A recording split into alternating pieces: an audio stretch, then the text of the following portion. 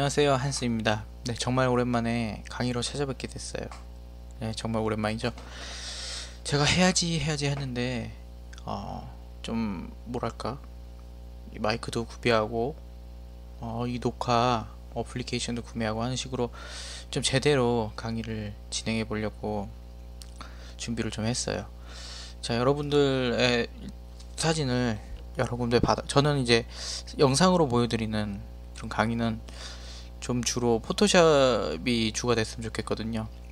아무리 좀 제가 블로그에 설명을 해도 포토샵을 갖다 설명을 하는 거는 그래도 영상으로 직접 보여드리는 게 가장 효율이 높은 것 같아서 영상으로 제가 유튜브 작업을 해서 보여드리도록 하겠습니다. 자, 일단은 모든 보정을 그런 과정을 거치기 전에 제가 좀 미리 설명해 드리고 싶은 게 있어요. 무조건 이제 사진을 촬영하고 나서 집에 가져와서 원하는 사진을 고르고 그냥 바로 포토샵으로 들어가서 보정을 하는 게, 그런 거보다는 저는 좀 정석적이고 지금까지 해왔던 모든 그런 사진에 대한 그런 과정을 전부 잊으시고 제가 알려주는 좀 프로페셔널한 그런 방법을 좀 알려드리고자 합니다. 프로라고 해봤자 좀 어떻게 보면은 별거 아니에요. 좀 효율적인, 네, 좀 효율적이고 좀 과정이 좀 체계적이고 좀 네, 효율적인 방법, 좀 뭐 어떻게 하다 보니까 이게 가장 하는 방법이 가장 괜찮고 빠르고 다양한 그리고 다량의 사진 작업을 좀 프로들이 하는 방법을 좀 알려드리고자 합니다. 물론 제 강의를 보시다가 이거까지는 안 해도 되겠다, 이거까지 할 필요 있어 하시면은 안 하셔도 돼요. 하지만 저는 좀 사진을 좀 진짜 좋아하신다면은 좀 많은 방법을 통해서 제가 알려드리고자 그렇게 생각하고 있습니다. 일단은 사진을 무조건 받아오고 제가 보정하는 모습을 보여드리기 전에 제가 처음부터 초심으로 돌아가서 좀 과정을 설명해 드리고자 해요. 그래서 이번 시간에는 사진가의 워크플로우, 무슨 뜻이냐면 그냥 사진가가 어떻게 작업을 하는지에 대해서 좀 설명을 좀 드리고자 합니다. 옛날 같은 경우에는 필름을 썼죠. 우리가 필름을 써서 제가 예시를 보여드릴게요. 필름 카메라는 당연히 필름 카메라,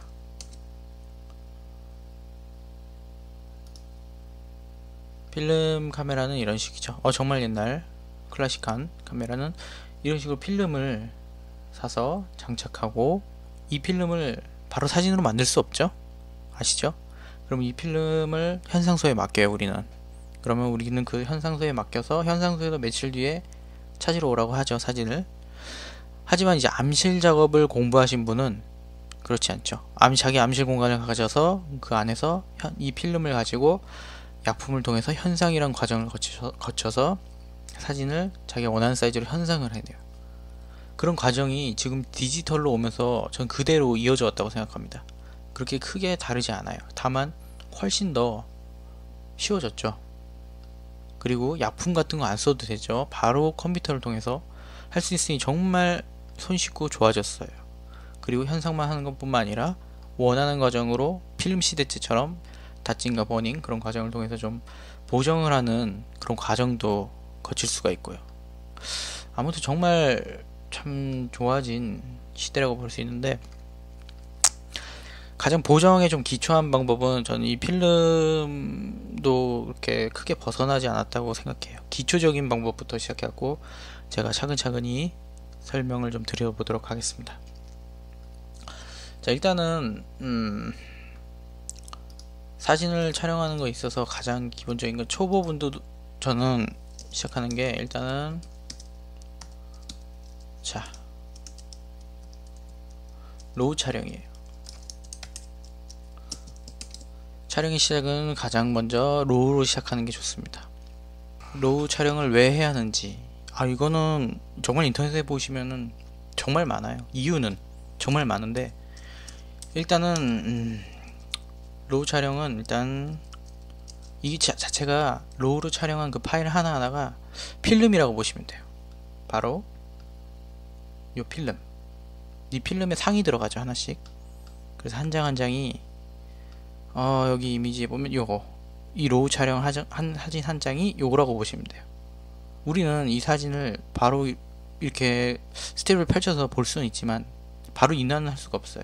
무슨 말이냐면 JPG 파일은 바로 꺼내서 우리가 크게 모니터로 볼 수 있지만 로우 촬영은 반드시 포토샵이나 플러그인, 좀 캐논 같은 경우는 DPP나 니콘은 니콘 캡처, 소니는 캡처1 그런 프로그램으로 꺼내야 되는 번거로움이 있어요. 하지만은 그게 자기만의 암시를 구축하는 거예요.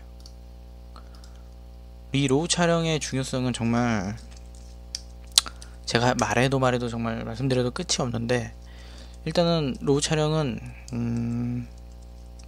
하는 이유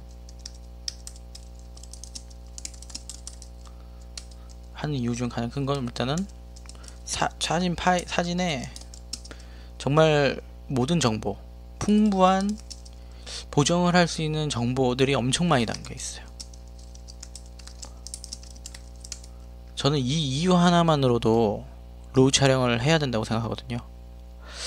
근데 이 로우 촬영을 안 하는 곳도 있습니다. 프로임에도 불구하고. 어떤 것이냐면은 요즘에는 웨딩 사진가들이 그렇게 로우 촬영을 하지 않아요. 왜냐면은 그 사람들은 보정 워크플로우가 완전히 정해져 있거든요. 그래갖고 딱딱딱딱 진행된 워크플로우대로 하니까 이 로우 촬영 과정에서 보정하는 과정조차 생략을 한 그런 경우도 있더라고요. 그리고 좀 빨리빨리 촬영본을 넘겨야 되는 그런 것도, 예전에 인터넷 쇼핑몰 같은 경우에도 빨리빨리 JPG 촬영해서 포토샵에서 그냥 보정하고 끝내는 그런 경우도 있었는데, 이제 좀 세상이 바뀌었어요. 무슨 말이냐면은 요즘 인터넷 쇼핑몰들도 로우 촬영을 하면서 좀 더 사진에 대한 풍부한 보정을 하고 있어요. 그만큼 이 로우 촬영의 중요성이 점점 늘어가고 있습니다. 저는 이렇게 생각해요. 아마추어니까 로우 촬영 안 해도 되고 그냥 JPG로 해야 되지 않나요? 하지만 저는 거꾸로 생각해요. 오히려 아마추어 분일수록 더 로우 촬영을 하셔야 되고, 로우 촬영을 함으로써 자기가 직접 예를 들어 그냥 포토샵에서 직접 자기가 보정을 하면서 로우 촬영의 그 가능성, 그 잠재력을 다 끌어내야 된다고 저는 생각하거든요.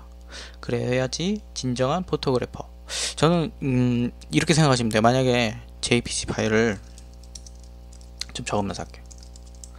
파일을 촬영. 이거는 저는 어떻게 생각하냐면은 그냥 옛날로 그냥 필름 시제로 따질게요. 현상소에 맡기는 거예요. 그냥 자기 필름을.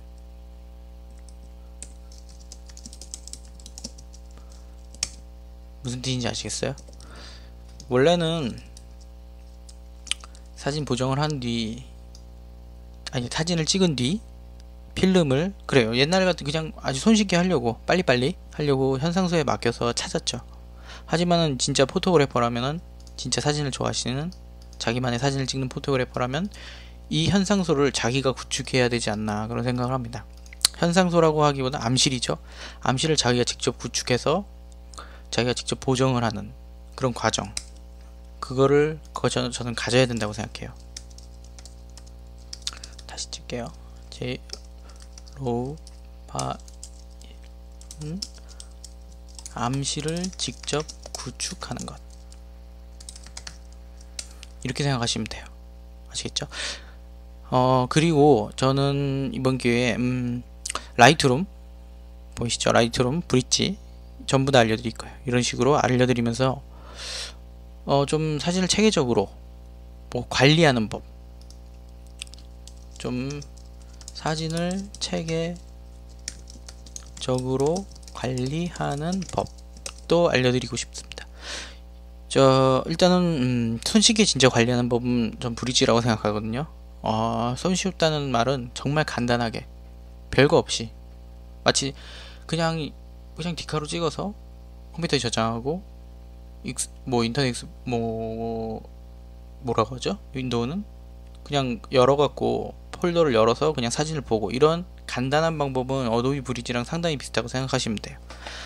하지만 좀 이번에는 제가 알려드리고 싶은 거는 좀 라이트룸이고요.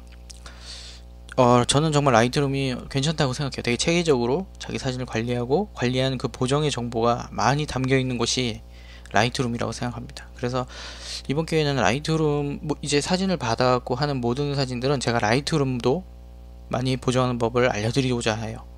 라이트룸이라고 해서 브릿지랑 너무 다르진 않으니까 브릿지 둘 중 하나 쓰신 분들은 아마 손쉽게 따라오실 수 있을 겁니다. 자, 제가 아직은 보정본을 받지는 않았어요. 일단 받으면은 계속 제가 보여드릴 건데, 일단은 이렇게 생각하시면 됩니다. 로우 파일은 자기의 암시를 직접 구축하고 사진을 체계적으로 관리하는 법. 암시를 직접 구축하고 사진을 자기가 현상해내는 것, 그것을 제가 직접 알려드리고자 해요. 자, 어느 정도 이해가 좀 되셨으리라 보네요.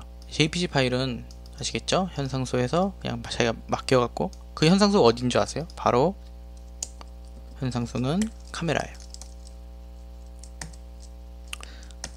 현상소가 왜 카메라면, 카메라 내에서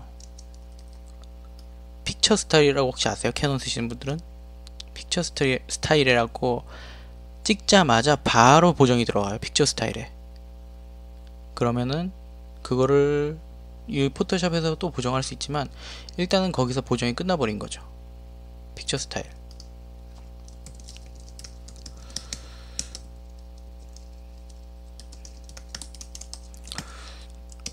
물론 이것도 써서 자기의 만족을 이끌어내는 사진을 찍을 수는 있어요. 하지만은 진짜 체계적이고 세세하고 그런 부분까지는 저는 로우 파일을 반드시 촬영해야 된다고 생각합니다. 대문자로 적어 있다. 로우 파일. 아무튼 이 로우 파일의 중요성은 제가 해도 끝이 없습니다. 프로보다는 더 아마추어 분들에게 이 로우 파일의 중요성을 말씀드리는 게 더 저는 해당이 된다고 생각하고요. 정말 중요하다고 생각하고, 혹시라도 좀 더 로우 파일의 중요성에 대해 알고 싶으신 분은 구글이나 그런 데 검색하셔서 더 알아보시면 좋아요. 자, 일단은 아셨으면은 이 로우 파일로 사진을 촬영해야 된다는 거를 이제 아셨을 거예요. 그러면은 자, 로우 파일을 촬영하면은 어떤 로우 파일로 찍어야 되냐? 로우 파일도 종류가 있죠. 근데 제가 말씀드리는 로우 파일은 무조건 그냥 로우. 이 보급 기종에는 그냥 로우인데, 이제 좀 고급 기종으로 갈수록 뭐 S로우, 무슨 뭐 S로우 뭐 이런 거 있죠. 근데 무조건 저는 로우 파일, 이 S로우는 사진 사이즈를 줄인 거죠. 그러니까 저는 무조건 로우 파일 그냥 이걸로 찍으시면 됩니다. 그리고 취미로 찍으시는 경우에는 뭐 로우 플러스 JPG도 있죠. 이건 저도 로우 플러스 JPG도 필요 없어요. 그냥 로우 파일로 찍으시면 돼요. S로우 같은 경우는 진짜 특이한 상황. 어떤 상황이냐면은 오히려 저는 S로우가 상업사진에 더 많이 쓴다고 생각해요. 예를 들어서 1000만화 소대에서 그 사진이 끝날 수 있는 사진, 웹용, 이런 경우에는 S로우를 쓰지, 무조건 로우 촬영을 하시길 바랍니다. 그냥 로우예요. 보급 기종은 그냥 로우 아니면 JPG로 나눠져 있죠. 그래서 로우 촬영 그냥 이걸로 찍으시면 돼요. 간단하죠. 자, 그러면은 우리가 로우 촬영을 하면은 이제부터 시작을 한다고 생각해요. 그러면은 자, 집에 갖고 왔어요, 로우 파일을. 그러면은 제일 먼저 우리가 부딪히는 게 바로 로우 파일을 어떤 로우 파일을 어떤 프로그램으로 현상해낼 것인가. 그죠? 바로 이 문제에 우리가 봉착하게 되죠. 자, 여기서 자, 여기에 대해서 제가 알려드릴게요. 우선 캐논은 DPP가 들어있죠. DPP.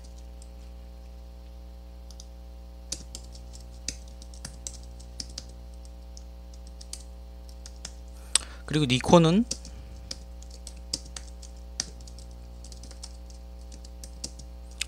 캡처원 맞죠? 지금도 이름이 캡처원 맞겠죠? 캡처원. 그리고 소니는 아마 소니 캡처원이 아니라 니콘 캡처인가? 니콘은 니콘 캡처 맞나?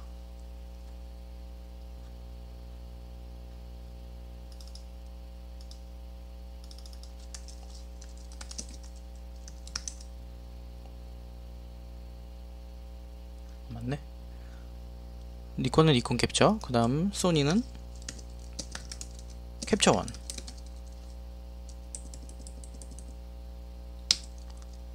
캡처원 정말 좋은 프로그램이라고 저도 생각합니다. 예, 안 써보신 분은 모르겠지만 아무튼 전 정말 진짜 좋은 프로그램이라고 생각해요. 자, 이 프로그램이 있어요. 살 때 줘요. 이 프로그램을 살 때 CD로 줍니다. 근데 저는 솔직히 DPP 니콘 캡처는 필요 없다고 생각해요. 그냥 이 브루치, 라이트룸, 포토샵 이 삼총사, 이게 어디서 나왔냐면은 어도비에서 나왔어요. 어도비 포토그래피 플랜.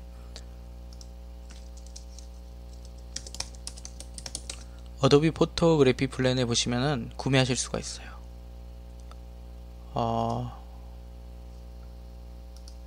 보시면은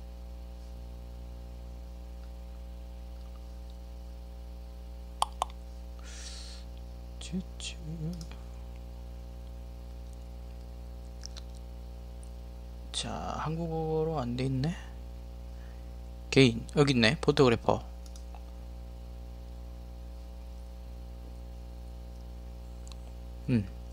한국어로 바꾸려면은 체인지 리전 한국. 자, 포토그래퍼를 어둠의 경로로 구입하시는 분들도 많고, 그런데 라이트룸도 그렇고요. 저는 정품을 씁니다. 제가 직업이라서 그렇고, 보시면은 얼마 안 비싸요. 월 11,000원이에요. 좀 월 11,000원이면 정말 싸지 않나요? 취미생활로 하기에 11,000원에 한 달에 암실 빌리는 비용이 11,000원이면 정말 괜찮지 않나요? 전 그렇게 생각하는데. 그리고 이 정품을 이게 구매가 그러니까 정액이죠. 월 11,000원.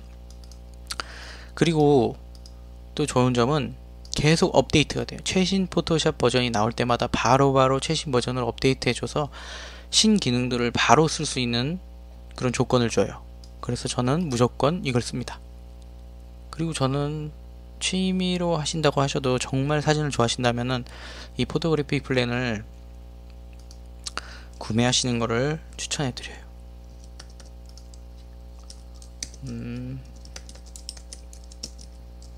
플랜 어도비.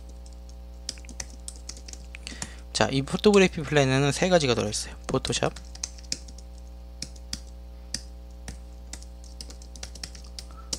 그 다음에 라이트룸,